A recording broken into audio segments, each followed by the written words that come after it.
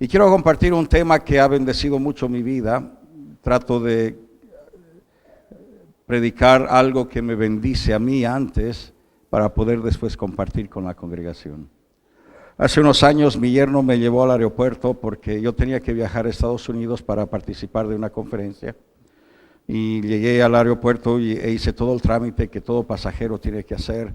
Fui al mostrador, mostré mi pasaje, me dieron mi tarjeta de embarque, entregué mis maletas, pasé por migración, hice todo el trámite con los pasaportes, llegué a mi puerta de embarque, subí al avión, me senté en mi asiento y estuvimos ahí como una hora y finalmente el capitán del navío dijo: ¿sabe qué? No vamos a poder despegar, hay algo que no está bien en el avión, así que cancelamos el vuelo, vuelvan mañana. Y salimos del avión y llamé a mi yerno, vino, me recogió, volví a casa y al día siguiente, el mismo horario, me vuelve otra vez a llevar al aeropuerto. Y estoy sacando las maletas del coche para poder entrar al aeropuerto. Mi celular suena, Sharon está al teléfono, me dice: Ítalo, mi mamá acaba de fallecer. Volví a cargar las maletas al coche y volvimos a casa otra vez. Y pudimos al día siguiente salir hacia Managua, Nicaragua, para estar con la familia de Sharon y poder estar con sus hermanos, su hermana, y poder participar de ese momento especial de la familia. De haber yo salido en el primer vuelo, como lo tenía programado, no hubiéramos podido estar juntos, en ese caso, en Managua, para poder pasar este momento difícil. Yo creo firmemente que nada de lo que sucede en la vida de un creyente es por coincidencia. Yo creo firmemente que Dios tiene un propósito en todo lo que Él hace, y todo lo que nos sucede es porque Dios tiene su mano en nuestras vidas. Yo comparto lo que dijo Elvis Presley una vez, dijo: nunca he creído en coincidencias, hay una razón por la cual las cosas suceden. Y aún en cosas sencillas, como por ejemplo este dato que quiero compartir con ustedes. La Biblia tiene 1188 capítulos y el capítulo central de la Biblia es el Salmo 118. Y el versículo central de la Biblia es el Salmo 118:8, que dice: mejor es confiar en Dios que confiar en el hombre. Y pienso que no es coincidencia que el verso central de la Biblia nos aconseje que nosotros confiemos en Dios y no en la sabiduría del hombre. Pero aunque sé que las coincidencias no suceden, igual hay cosas raras que sí suceden. En el año 1895 habían solamente 2 coches en el estado de Ohio, en Estados Unidos, y chocaron. Creo que era conducido por mujeres, no lo puedo comprobar en este instante, pero creo que así fue. En todo el estado habían 2 coches y chocaron. Mujeres, no podía ser hombre porque... Y hay un hecho histórico que siempre me ha llamado la atención, es algo que empezó en el año 1660 y terminó en el año 1940. En el año 1660 un barco naufragó en Dover, que es un estrecho cerca de Inglaterra, y un solo marinero sobrevivió, se llamaba Hugh Williams. En el año 1767 otro barco naufragó en ese mismo lugar y solo hubo un sobreviviente y se llamaba Hugh Williams. En 1820 otro barco naufraga en el mismo estrecho de Dover y hay un sobreviviente y se llamaba Hugh Williams. 1940 un barco alemán choca contra una mina y 2 marineros sobreviven. El primero se llamaba Hugh Williams y el otro se llamaba Hugh Williams. Eran tío y sobrino.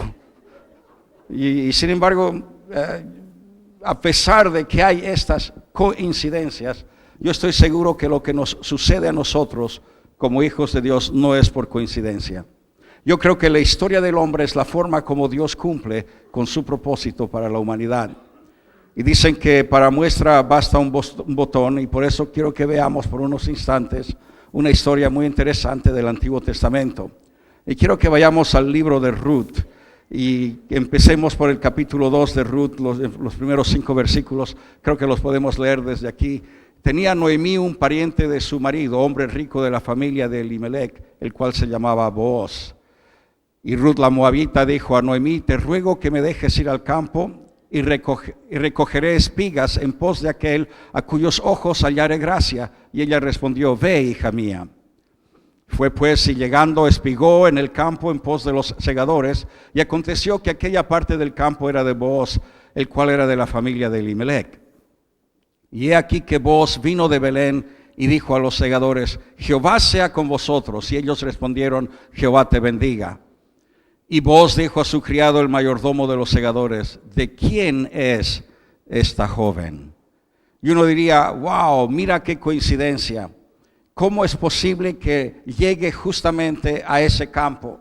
El verso 3 nos dice: fue pues y llegando espigó en el campo en pos de los segadores, y aconteció que aquella parte del campo era de Booz, el cual era de la familia de Elimelec. Qué coincidencia, ¿no? Qué suerte que fue justamente a ese campo. No, no es así, sino que Dios tiene un plan, y creemos que Dios tiene un plan para nuestra vida, y si así creemos, eso significa que todo lo que nos ha pasado, ya sea bueno o sea malo, no es por coincidencia. Todo tiene una razón de ser. Usted está aquí en esta mañana y eso no es una coincidencia.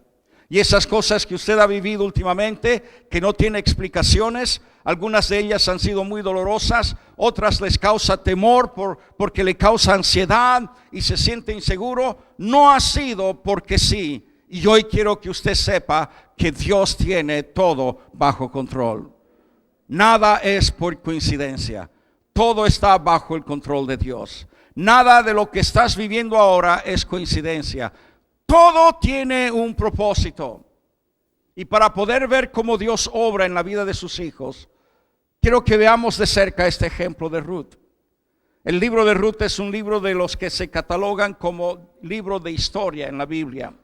Y lo podemos leer como quien lee una novela. No es un libro cargado de teología, sino que es un poema.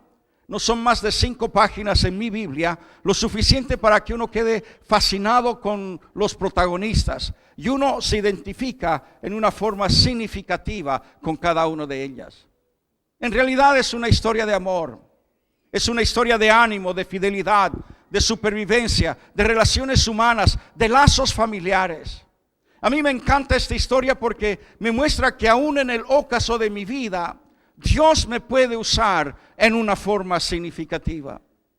Es la narración de mujeres que se propusieron sobrevivir situaciones adversas.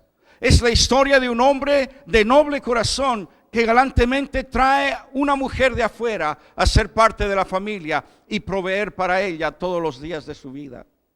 Es la historia de la genealogía requerida para que finalmente aparezca un rey que una y fortalezca la nación de Israel. Y sabemos de dónde viene el rey David, simplemente porque podemos leer este libro. Y no es por coincidencia que Elimelec y su familia sean nativos de la aldea de Belén. De hecho, todos estos protagonistas nos hacen entender el panorama completo de dónde viene Jesús. En la tipología de la Biblia sabemos que Ruth representa a la iglesia y que Noemí representa a Israel. Entonces Israel, o sea Noemí, lleva a la iglesia, o sea Ruth, a sus orígenes al volver otra vez a Belén. Booz, en cambio, es el tipo de Cristo. Él toma la iglesia, la cubre con su manto, la protege, la cuida, suple todas sus necesidades, la valida y le da un nombre. La trae del anonimato a la luz, de la desgracia a la gracia, del dolor al amor, de la pobreza a la prosperidad, de la necesidad a nunca más tener que mendigar. La sangre de Booz es superior a la de Ruth y por eso prevalece en la genealogía. Y todo porque ella estaba en aquella parte del campo que era de propiedad de Booz. Nada es por coincidencia. Mire el que esté a su lado en esta mañana y dígale: nada es por coincidencia. Nada es por coincidencia. Lo que está sucediendo en tu vida no es una coincidencia, sino que tiene un propósito divino. Este libro me narra que hubo un momento de gran hambre en Belén y eso afectó a la familia de Elimelec, una familia acomodada, propietario de terrenos, y ellos deciden dejar Belén, la casa del pan. Eso es lo que significa Belén, porque justamente no había pan en Belén. Y aquí en la ciudad de Las Palmas hay pan, porque hay una casa de pan que es esta la casa donde uno puede alimentarse con ese pan de vida eterna. Elimelec y su familia van a Moab con la idea de que no se han de quedar mucho tiempo. Voy y vuelvo. Estaremos unos meses, tal vez un año o dos, pero volveremos pronto otra vez a nuestra tierra natal. Cuando nosotros fuimos en el año 1990 a Chile, la idea era de ir por 4 años nada más, porque queríamos volver otra vez, tal vez no a Canarias, pero sí a España, a la península. Íbamos por 4 años y 24 años después seguimos allí. Cuando venimos por primera vez a Canarias en el 75, veníamos por 9 meses y nos quedamos 14 años. Así que estos fueron con el pensamiento de que iban a estar poco tiempo en Moab, pero terminaron quedándose allí 10 años. La hambruna, pensaban ellos, ha de pasar y regresaremos otra vez a la casa del pan, pero pasaron 10 años.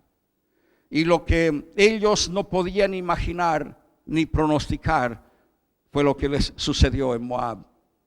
Elimelec muere allí, el marido. Y ahora Noemí es una viuda que intenta sobrevivir en una tierra lejana. Intenta educar y criar 2 hijos, viviendo como extranjera en medio de un pueblo que no era el suyo. Noemí se siente atrapada, quiere volver a casa, pero no puede. El hambre en Belén lo impide. Así que sus 2 hijos ahora son su sustento.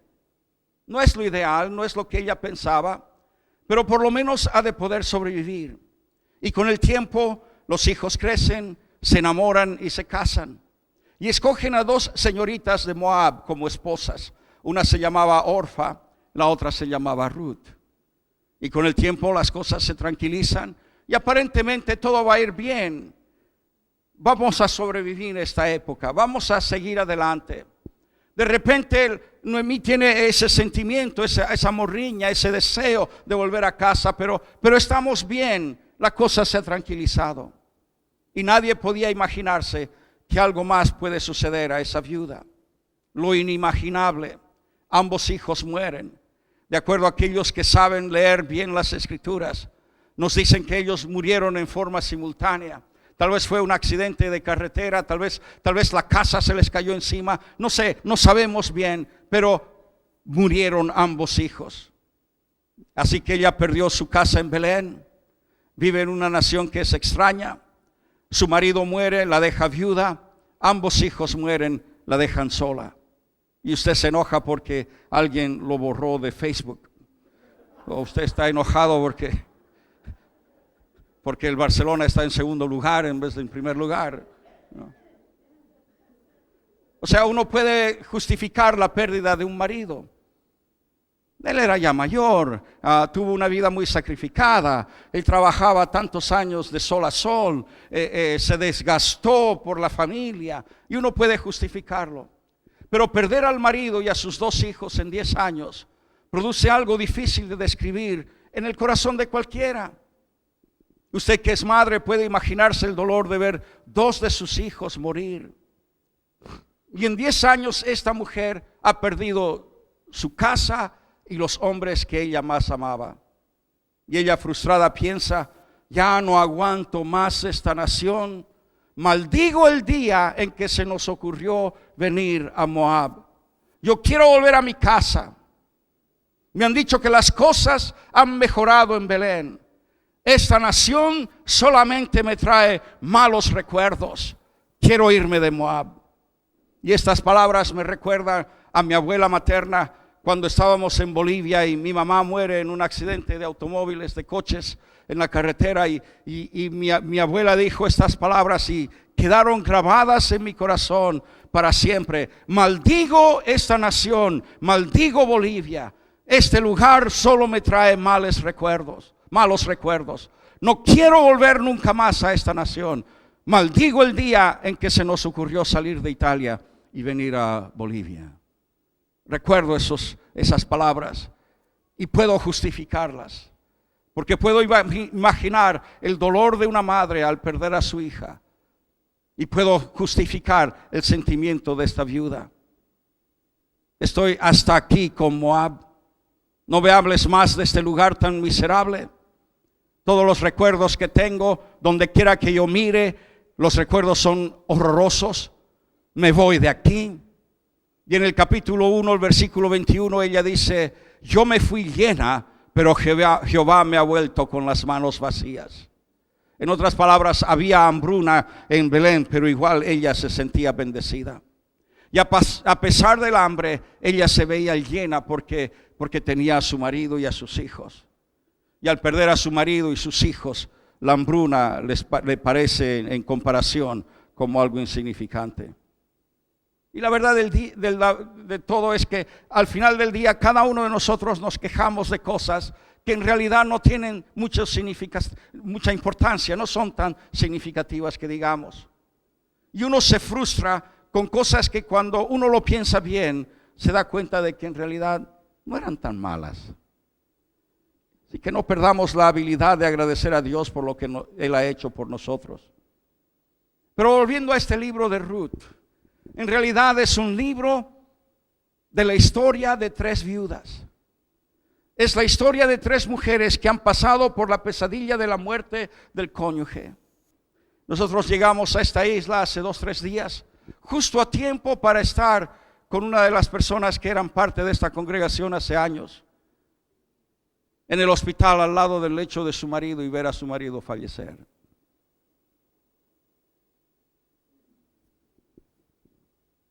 La pesadilla de la muerte de un cónyuge. Es una trinidad unida por las lágrimas. 3 mujeres: Noemí, sus 2 nueras, Ruth y Orfa.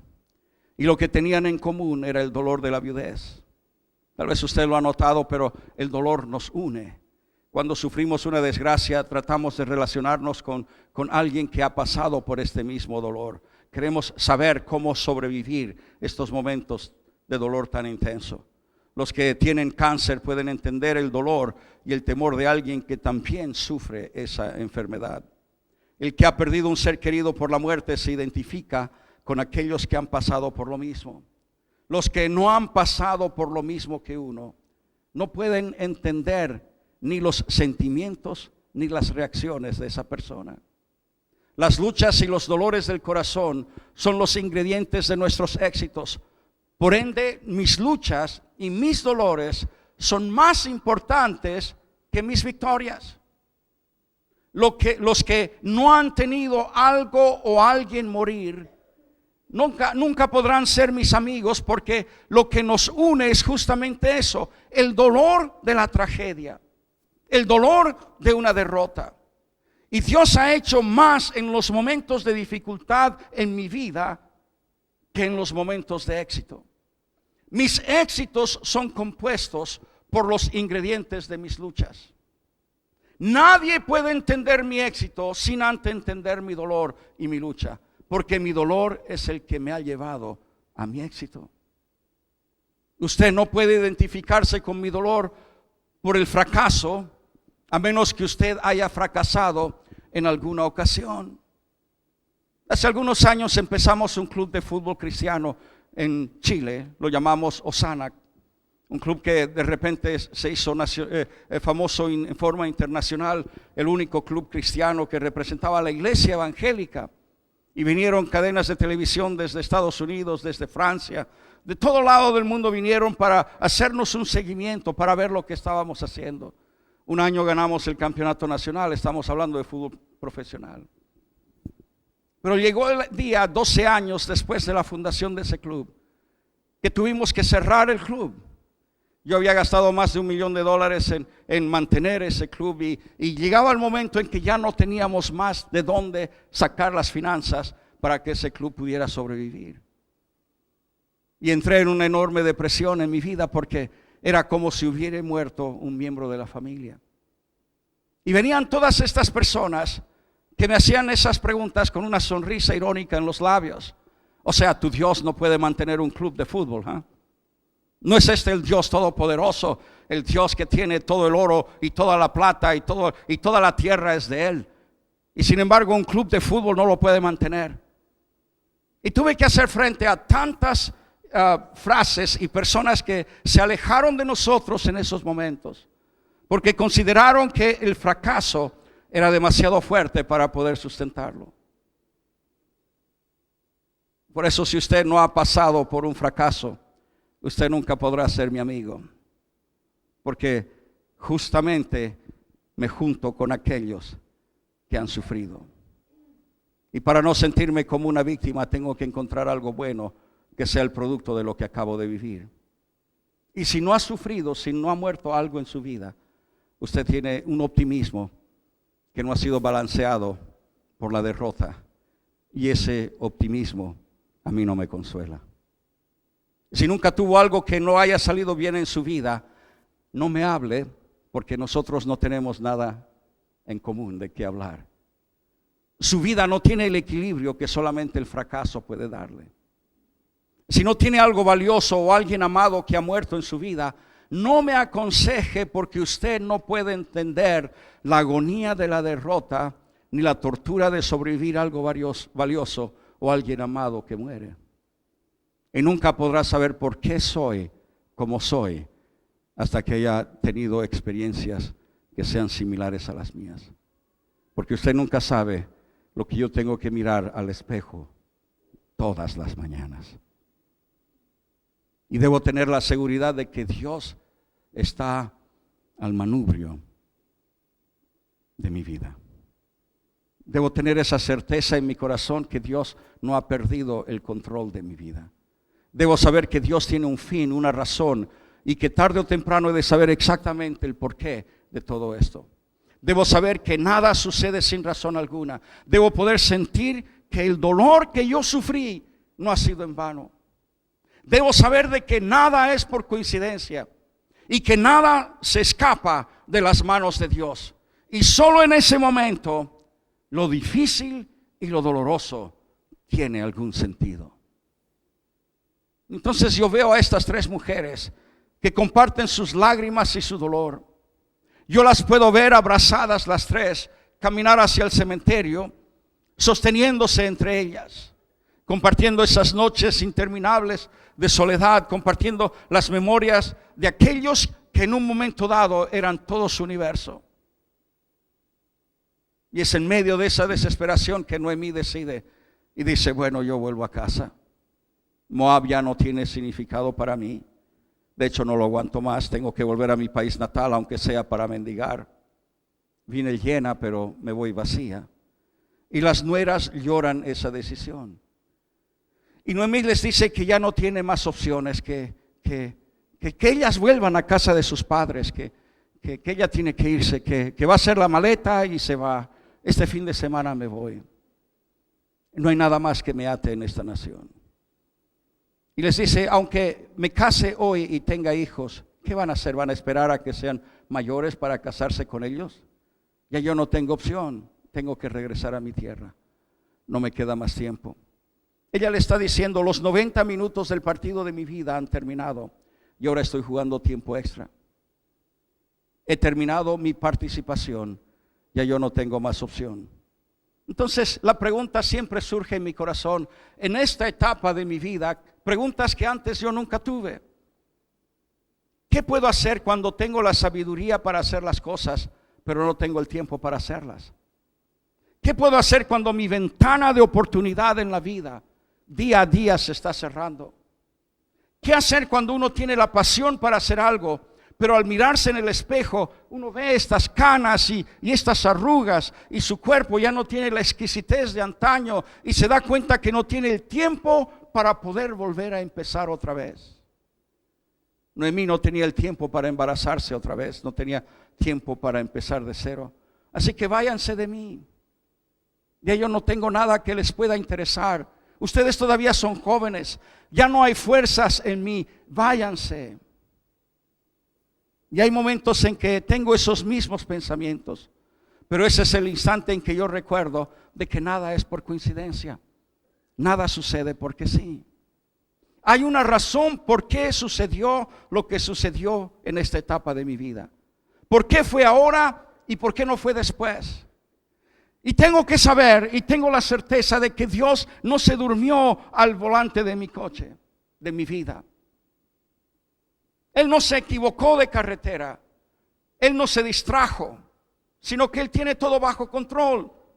Y Dios sabe quién eres tú. Y sabe bien cuántos años tú tienes. Y Él sabe bien quién te traicionó. Y Él sabe bien quién te rechazó. Y Él conoce profundamente esas dudas que tú tienes en tu corazón. Y sabe por qué tú no pudiste seguir estudiando. Y sabe lo que podías tener, pero que ahora no lo tienes. Y sabe por qué te preocupas tanto de la salud de tu hijo. Y sabe cómo te encuentras en tu casa. Y quiero decirte en esta mañana, porque yo he pasado por este trayecto y he caminado por este camino, que nada es por coincidencia, nada es porque sí. Todo tiene una razón de ser. Y Orfa y Ruth escuchan a Noemí. Y Orfa decide volver a casa de sus padres. Ella llora, pero no quiere seguir con Noemí. Y ella se despide de su suegra y vuelve a su familia. Y en esta mañana quiero hacer un paréntesis y decirte que si alguien puede irse de tu vida, que se vaya. No lo retengas. No trates de convencer a alguien que se quede. Si se puede ir, que se vaya. Ese novio te hizo tantas promesas, pero igual se puede ir, que se vaya. No